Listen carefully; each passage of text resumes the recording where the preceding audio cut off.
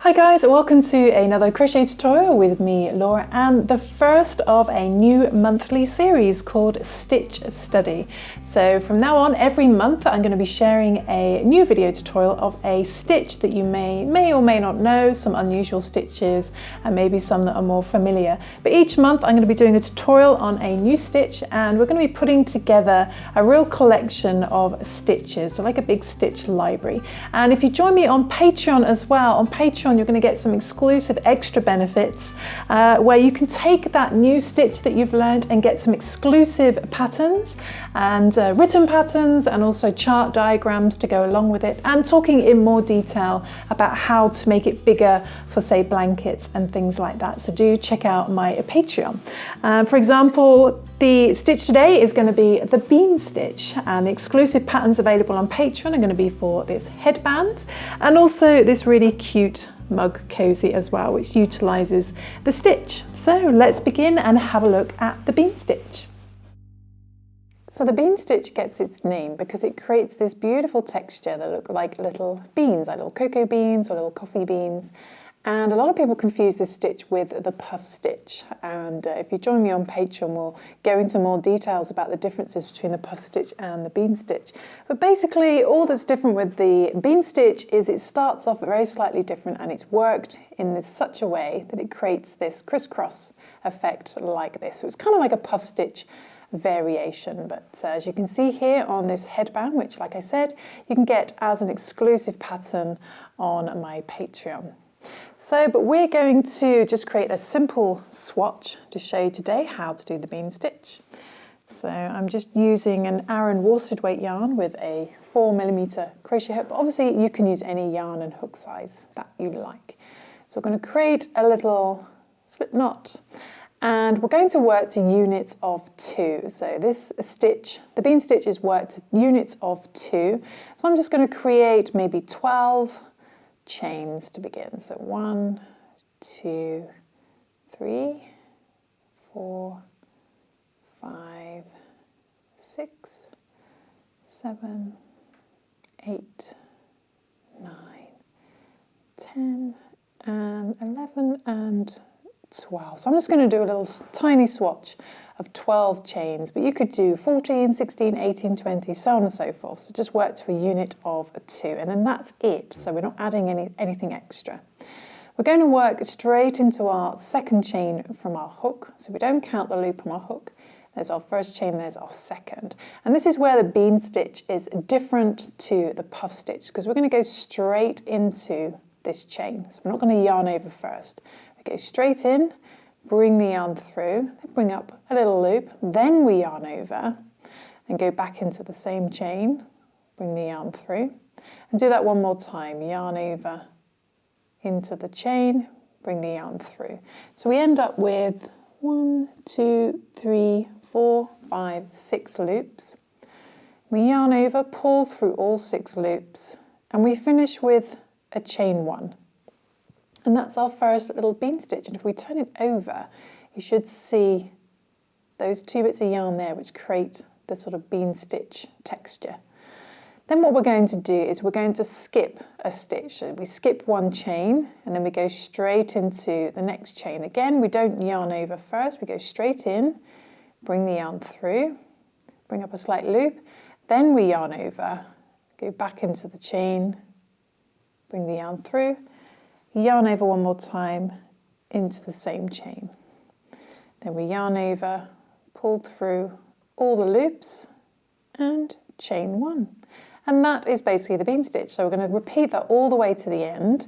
So we skip 1, then go into the next chain, bring the yarn through, then we yarn over, go into the next chain, yarn over again to the next chain. So you can see why people get it confused with the puff stitch, because it just looks like a variation of the puff stitch, and it basically is. So, but the very slight difference is, obviously we skip 1, go straight in, so we don't yarn over before we go into the stitch.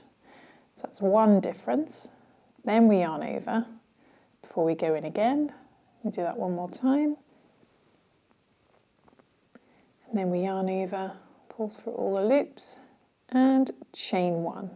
But it's also the formation of the stitches, skip one into the next stitch, that create the bean stitch zigzag effect.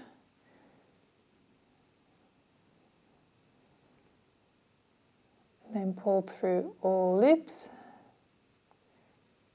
Helps to just move your hook downwards as you go through. Don't forget the chain one. And at the very end, we skip one chain and work into the very, very last chain. And we do a bean stitch in the last chain. Bring up the yarn. Then we yarn over. Bring up the yarn and yarn over one more time. Pull through all 6 loops. Then we finish with our chain one, which this time becomes our turning chain. Then we turn our work. So for 12 stitches, I ended up with 6 bean stitches. You can see their little shapes coming together here. So for the next row, the next row is the row that you want to repeat over and over again. So you only have to remember one row, which is good. And again, we skip the very first stitch, which was this chain, and we work into the bean stitch, which can look sort of like a triangle shape. It's quite big. Put our hook into there, go straight in and bring the yarn up. So you've got 2 loops. Yarn over then, and go back in. Do that one more time, yarn over. Pull through all the loops to do another bean stitch. Then don't forget to chain one. And we do that again. We skip the next stitch, which is the chain one, and find the bean stitch, which is quite big. Go into there and do another bean stitch. And just repeat that all the way across. And don't forget your chain one. So again, skip one, find the next stitch, do another bean stitch. So it's a nice easy stitch to remember. Again, skip one into the bean stitch.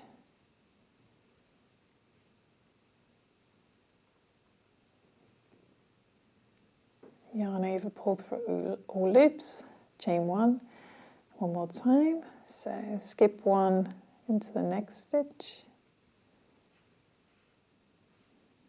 Do another bean stitch or a puff stitch variation. Chain one, and when you get to the very end, we skip the next stitch, and there is actually one stitch right on the edge. It's almost vertical, and that's your first bean stitch. I want to make sure we work into there.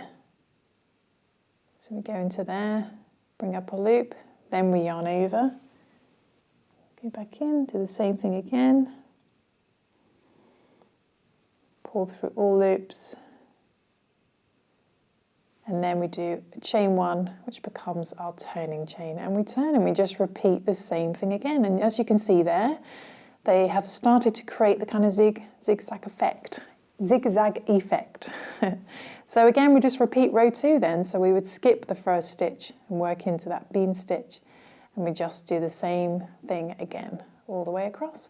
So that is the bean stitch, and like I said on Patreon, I'm going to be doing some written patterns for this stitch, some exclusive patterns that utilise this stitch, and some stitch diagrams, and talking in more detail about the stitch in general. So hopefully you'll join me over there, and we're going to start collecting a really good stitch library of stitch study stitches. I'm going to do a few more rows of this just so you can see the pattern come together, and just repeating row 2 for a few more rows. So I shall do that, then I shall come back. And there we go, I've just done a few more rows, just repeating row 2, and you can see the beautiful bean stitch design coming together, and you can see these cute little cocoa bean, coffee bean shapes coming together, and that's it, that is the bean stitch. So I hope you enjoyed that tutorial. I hope you managed to follow along, and like I said, on my Patreon you can get some exclusive patterns that use this stitch, so you can really give it a good go, and also we go into more depth and show you some stitch diagrams as well, having a really good look at the bean stitch. But I'm going to try on this headband. It's really, really comfy and quite useful for when you've got long hair and you want to do a crochet tutorial and you want your hair out of the way. So it's very good, very good. So and this is going to be part of a little self-care ebook that I'm also working on. So, and like I said, the mug cozy as well. So thanks for watching, guys. I'll see you soon for some more crochet fun.